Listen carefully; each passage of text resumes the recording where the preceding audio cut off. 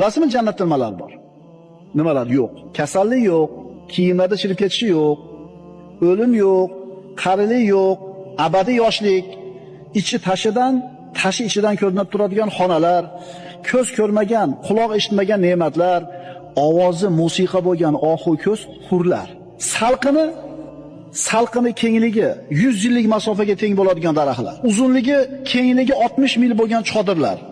Tinimsiz oqib turadigan daryolar, sutli daryolar, asalli daryolar, may sharobli daryolar. Baland qasrlar, mevalar yaqin bog'lar, ko'tarilgan so'rilar, tizib qo'yilgan qadahlar, terib qo'yilgan yostiqlar, to'shab qo'yilgan gilomlar, xursandchiligi mukammal bo'lgan joy, shodligi ulkan bo'lgan maskan, xushbo'y hidlari 500 yillik masofadan kelib turadigan joy, vasfi ulug', Allohning diydori ko'riladigan joy jannat. Jannatga kiramanmi, kirmayman, birodar?